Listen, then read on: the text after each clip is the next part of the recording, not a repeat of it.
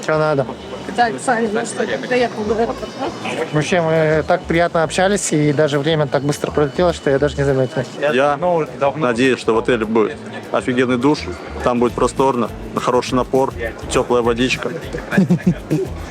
А еще там будет хороший Wi-Fi, и тогда я всех уничтожу. А еда? Еда, ну, еда плюс-минус. Еда непонятно. Ну, там я могу адаптироваться. Могу на камеру, Да, сказать, да, на камеру рассказать историю. Давай. С Яриком, пытались, мы с ним поспорили, кто выключит свет в комнате. В общем, мы лежим, уже темно. Рядом со мной, рядом с моей кроватью стоит лампа. Она горит. Ярик мне говорит: бля, Мага заебал, давай выключай уже лампу, пойдем спать, все такое. Я говорю: Ярик, мне впадлу. Там было так, что я сказал: если ты сейчас не выключишь лампу, я вообще включу свет и будем при свете спать. А он такой: мне похуй. Ну, я такой: мне тоже. Я врубил свет, и все. И мы не вырубали вообще свет. В итоге у нас свет горел, лампа горела, и мы так уснули. Но в 3 часа ночи я проснулся. Это час он сдался. Я проиграл, да, эту битву. У нас, кстати, еще в туалете призрак появился. Мы тоже ночью спим такие, и что-то из туалета какой-то шум доносится, а там темно, Я такой смотрю на Ярика, Ярик на меня смотрит, мы такие: бля, что за хуйня? Ярик боялся туда заходить, он боялся из-за того, что там есть призрак, он его убьет. В общем, он кричал: мама, я не хочу умирать. Да, ну а последний день я тапочками на него просто кидался. Вот что-то вообще там разбудянился. Вы представляете, насколько может быть, ёбнутым у тебя сосед, когда ты просто спишь, ты просто уже лежишь, такой разлагаешься, и вдруг тебе просто тапочка, такое в лицо пролетает, скажем так. Не кидала ему в лицо, а там просто мимо пролетала, я рассчитывал. Мимо вот так вот возле лица вот так. Ну да, так я так и рассчитывал. Ну ладно, я не буду жаловаться. Ну все. Я не жалуюсь даже, я просто рассказываю, что меня тапочками хуярят каждый день. Дело было, да. Но там все было в рамках приличия. Какого приличия, Ярик? Ты мне тапочками. Я в тебя даже не попал. Хорошо, ладно. Подушками еще в него кидался. Вот это было, да, постоянно. Вот это знаете, как... если кто-то, хоть раз захочет жить в одной комнате с Яриком, я знаю, кто это. Вот этот человек стоит, я не советую. Никогда не живите с Яриком в одной комнате. Клевета. За мной любой хочет жить. И любая. Кажется, я не снимал. Сдавать заново. Все время эта суета горит. Да? Да, красная горит, значит, ты снимал.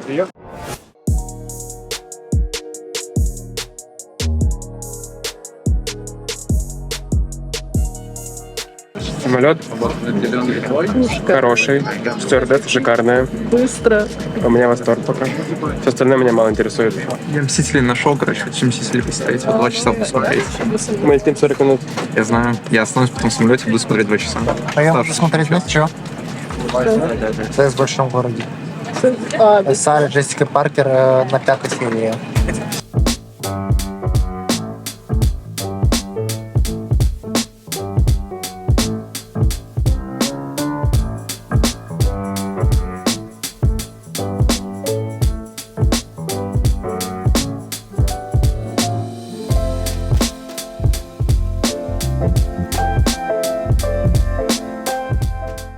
Мы прилетели.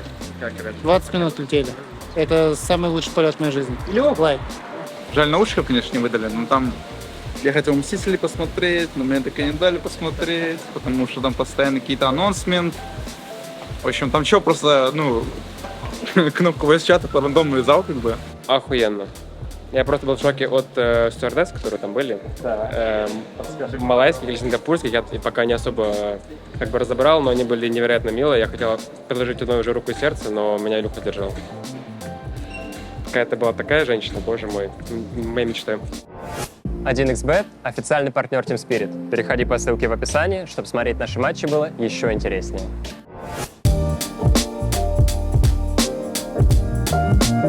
Наш буткемп в Малайзии в целом прошло продуктивно. Не могу сказать, что у нас каждый день был максимально удачный или винрейт какой-то там космический. Были не самые удачные дни, где мы много проигрывали, но мы все равно не переставали делать определенные выводы. У нас был длительный перерыв между, получается, последним турниром «Мажор», который проходил в Арлингтоне, и буткемпом. То есть у нас там было чуть больше месяца, получается. Каждый использовал его по-своему, но в целом мы старались именно отдохнуть. Сейчас мне кажется, что нам удалось добиться хорошей игровой формы, как команде и игрокам в частности. Ну и будем уже стараться показывать наш высочайший уровень игры на интернешнале. Для меня Инт, по сути, выделяется как такой некий особенный турнир, да и, в принципе, по многим очевидным пунктикам. Совсем иной уровень давления на команды, на игроков. И многие команды именно с этими не справляются. И вот даже фраза там условно «нужно уметь играть в International» — это как раз нужно уметь справляться с давлением, которое на вас оказывается по ходу турнира. Потому что чем ты дальше заходишь, тем сложнее справиться со своими эмоциями, с давлением. А сейчас еще и будут зрители. Это тоже непонятно, как будет сказываться на многих игроках. Кого-то будет подпитывать, кого-то, наоборот, еще сильнее напрягать. И нужно уметь ко всему этому подстраиваться. Желательно, чтобы были люди, которые смогли бы подсказать, сказать нужные слова, дать понять, как работать с теми или иными эмоциями.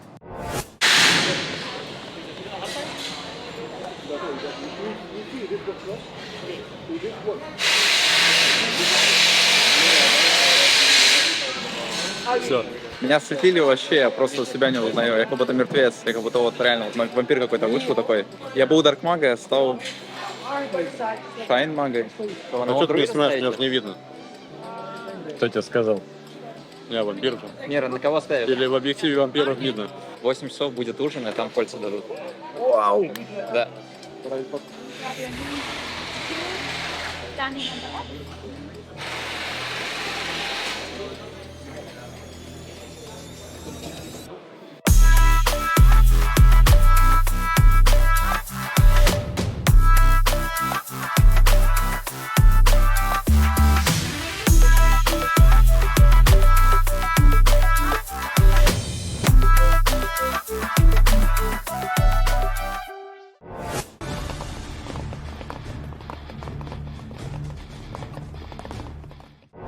Приветствую, с вами Spirit, и мы заходим в наш практис.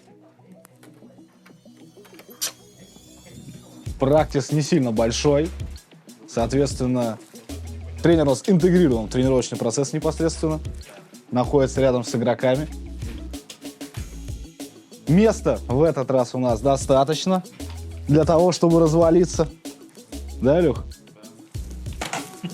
У нас здесь обалденный вид на замечательных, красивых, голых мужчин.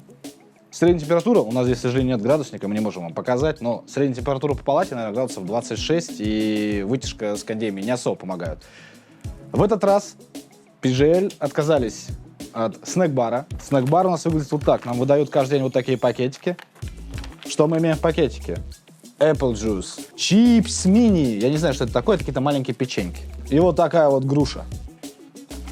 Так сказать, полник киберспортсмена на весь день. Как вы думаете, где место менеджера? Вы не угадали, оно не в санузле. Вот оно. А вот место для второго менеджера. Здесь нет освещения вообще.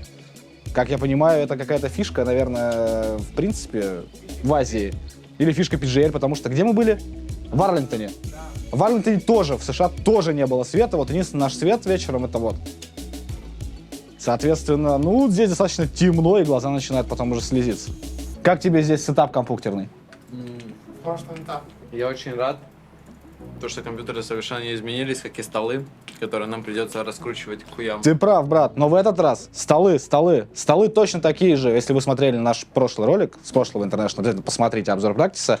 Вот эти вот штуки, столы остались абсолютно такие же, и, соответственно, остались вот эти вот штуки.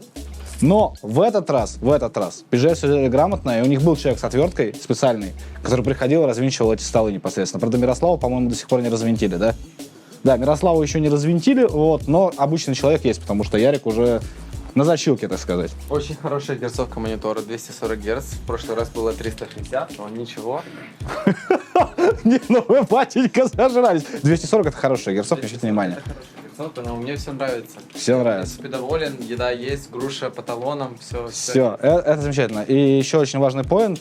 Так же, как и на прошлом International, вот эти вот огромные ковры, которые, конечно же, мы украдем после ивента. Это очень приятно. Спасибо за это отдельно PGL. Или Valve. В общем, ребят, спасибо. Да. Все, что тут еще рассказывать? Итак, дорогой коллега Илья, закончился Last Chance. Я считаю, что Европа всех оттарабанила.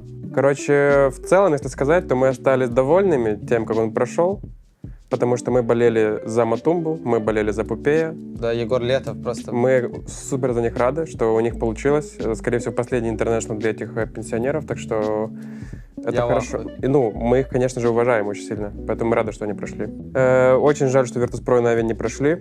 но не сильно жаль. Так, чуть-чуть жаль.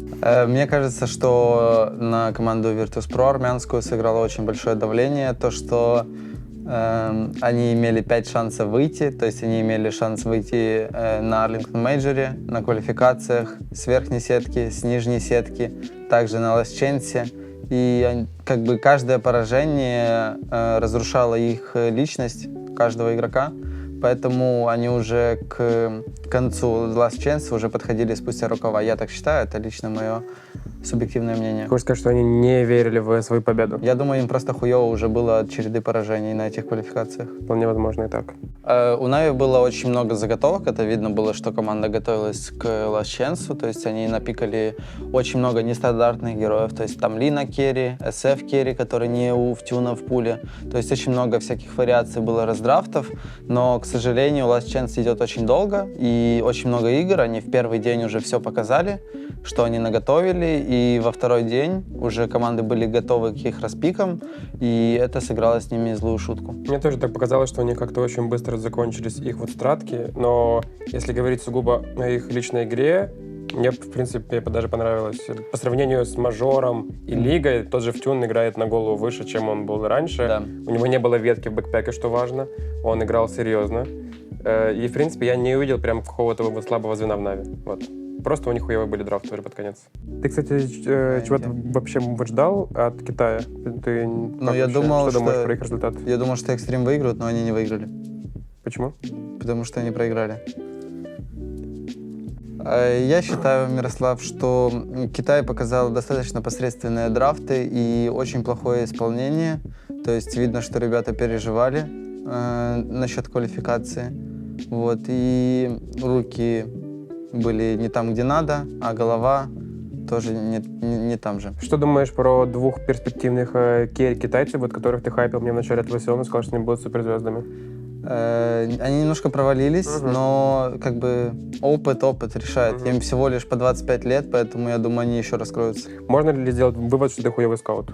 Возможно. Все хорошо. По поводу Last Chance, что я могу сказать? Вчера он окончился, наверное, неблагоприятно для СНГ фанатов. Мои ожидания, наверное, удивили, хотя это и глупо говорить, потому что они проиграли Нави, они приехали здорово готовыми, но вот как-то такое чувство, что у них как-то стратегии, либо пул к плей-оффу закончился, они здорово отыграли группу, но такое чувство было, что все показали, а чем-то новым как-то подстроиться или удивить оппонентов им не удалось, и как-то это их сгубило. АВП, насколько я знаю, ну и все знают, да, вроде как без буткемпа приехали на турнир. Мне кажется, это ошибка, потому что джетлаг и прочее, можно сразу же только на этом погибнуть. Но и выглядели они, если честно, довольно в плане стратегии, драфтов сухо, что ли. Т1 просто, я думаю, как-то было бы неправильно в моем понимании, если бы эта команда просто прошла на International, даже через Last Chance.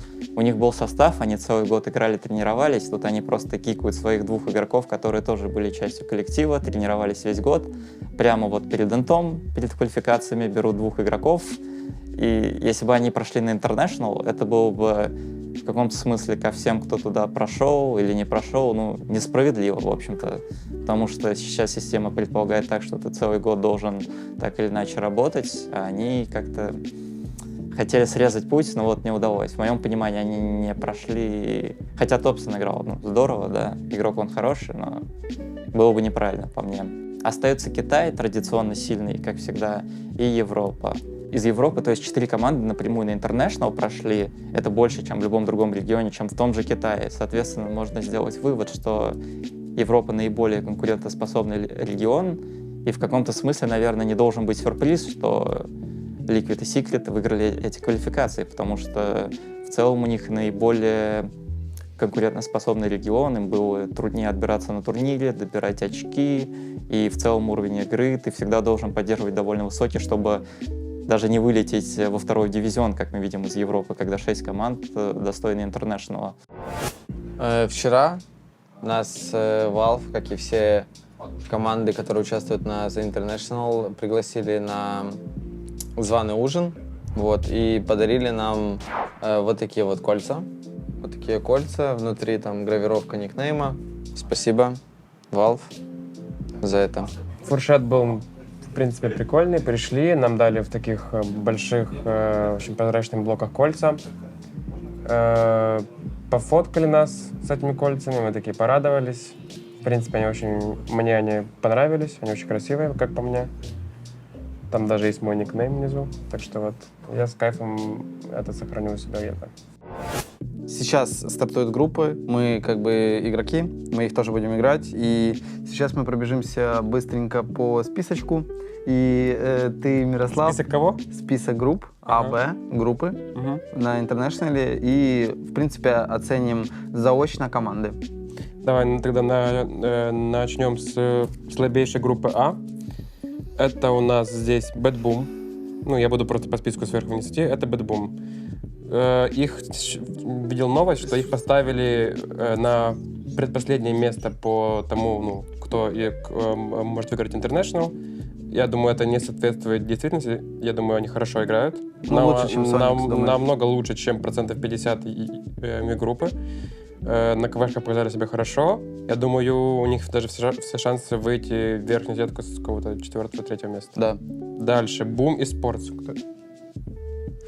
Это Йопаш, как его там не называй. Пожай. Я думаю, претенденты на Топ. нижнюю сетку. Я думаю, на нижнюю сетку. Я думаю, они будут... Не, ну куда на нижнюю сетку? Посмотри на других челов. Они точно хорошо себя покажут, я думаю. Да, но есть еще просто парочка вот команд, которые их переебут. Я думаю, что Депаш, конечно, хороший игрок, но все равно, ну, я думаю, их там на переигровках или просто по очкам они выйдут в нижнюю. Ты не согласен, да? Что я думаю... Что PSG, MLGD, OG, Royal Never Give Up их выбьют в нижнюю сетку. Учитывая то, что я слышал, что LGD проигрывают много КВшек сейчас. Это фейк-инфа. Фейк, хорошо. Так, я бы суммарно выделил на верхнюю сетку вот такие команды, как OG, LGD, Bad Boom и, наверное, Royal Never Give Up. Вот эти вот 4 команды. Следующее в нижнюю сетку EG Team Liquid, Boom. И, я считаю, что... И кто-то из вот трио Gaming Gladiator, Sonic и Хакори. Если честно, я думаю, Хакори и Хакори, EG... конечно, скорее всего, точно вылетит. Что говоришь? Я думаю, Хакори и EG точно вылетят. Ну ладно. Ну и почему ты так низко EG рейтишь? Ну, они не вышли ни в одну группу, ни на одном мажоре за год. Нет? Возможно, и так. Как мне кажется, что в группе А есть очевидные фавориты. Это, пожалуй, OG и LGD, которые, скорее всего, пройдут в верхнюю сетку. Также нужно еще 2 команды добрать, которые могут туда добраться. Пусть будет это Bad Boom. Я думаю, это им вполне по силам. RNG, ну, наверное, RNG я выберу, да.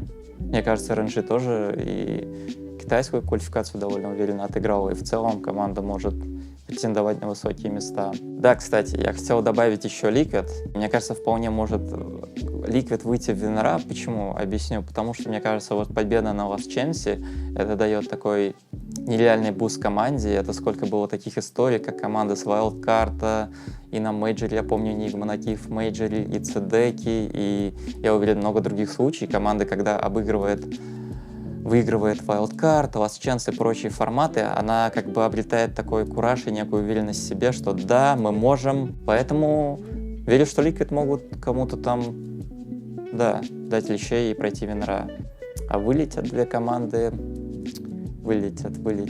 Честно, вот я Хакори особо игр не видел, хотя они у себя и выиграли квалификацию, но там тоже с таким «но», что Infamous были оштрафованы на бонус-тайм и не могли выбирать сторону. Мне кажется, это сейчас тоже очень весомо, и с ними же вылетят. Ну, пусть Соники будет. Я распаковывал подарки от Secret Club. Это подушка, правильно? Это подушка с... Да, Ладно. я тоже хочу такую подушку. Это у меня, кстати, кресло, правильно? На, забирай. У меня есть новая подушка. У меня Tate Hunter. Я не испачкаю, наверное, так? Сейчас, секунду, я руку помою. Ладно, давай мне эту штуку, это с мага ничего не может сам сделать. Так, ебать, какая тугая упаковка. Итак, это подушка. Сейчас я пытаюсь понять, как это работает, и сразу же Тимага напялю эту штуку. Пробуй это, блядь, открыть я не могу. Итак, дальше. Что у нас тут? Маска для лица. Это мне надо. Опа! Нифига себе. Подушка открылась. А потом так сложила, она опа, закрылась. Подушку мне застегни. Мага, что скажешь по удобству? Вообще, вот заебок. Классно, да? Класс. Подарок для Ярика, мне кажется, это подушка. Он все время с ними носится в аэропортах и спит на каждом шагу. Я думаю, что вот для Ярика это прям пушка подарок. Теперь у него будет 2 подушки сразу. Там штуки. Там маска и подушка для шеи. Это твой? О, нет, у Маги их не было в пакете. Группа Б, что я считаю? Выйдут в верхнюю сетку, это Entity, Team Spirit, Астер, возможно, но я не уверен, и ТСМ, скорее всего. А как же Талон и Спортс? Кто, блядь? Талон и Спортс. Нет. При всем уважении к Андрею Бондаренко, но я думаю, они посредственно играют, если честно. Окей. Так, в нижней сетке будет Тундра, я думаю, Team Secret, Талон и Fnatic. Я считаю, что 2 команды на вылет с максимальной вероятностью это будут либо Thunder Awakening, либо Best Coast, кто-то из Южной Америки. А вторая команда это либо Fnatic, либо Талон. Вот так вот, как ты, думаю, произойдет. По одному представителю из Южной Америки и Азии нас покинут. Да. Вот. А сильнейшая вот команда, ты сказал все правильно, Team Spirit и плюс 3. Что, остается вторая группа Б, в которой участвуем мы. Очень хотелось бы, чтобы с 1-го места, желательно с 1-го, но вообще я буду рад и Винерам. Ожидаю в Винерах, скорее всего, Астер. Вполне Entity на Винера могут рассчитывать. Но видно, что команда более молодая, она только прибавляет, им нравится друг с другом играть, все навеселе, получается. И точно Secret, опять же, с той же логикой, как и у Ликвидов, они выглядели вполне готовыми, они получили нереальный буст от Last Chance. Я вот прям уверен, эти 2 команды должны себя, Liquid и Secret, хорошо показать. Поэтому Секретов тоже, наверное, жду в Винерах, да. А вылетят в нашей группе Fnatic или Талон. Точно не скажу кто, но вот ставлю, наверное, кто-то из них. Надеюсь, они смогут, но мне кажется, они вылетят. Пока шел буткемп, мы играли очень много кланваров, и мой личный топ-3 команд, с которыми мы играли, это будут Bad Boom. Они очень хорошо себя показали на кланварах, видно, что команда готовится, есть идеи, очень хорошо играют. Вторая команда пускай будет OG, тоже команда командная, идейная, и тоже есть неплохо себя свои показывает. заготовки интересные, да. Есть у них.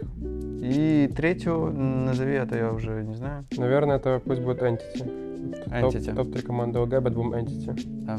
Из тех, кто лучше всего себя показал. Это конец первого влога с The International 2022. Это конец всего, возможно, но вряд ли. Спасибо, что смотрели. Пока.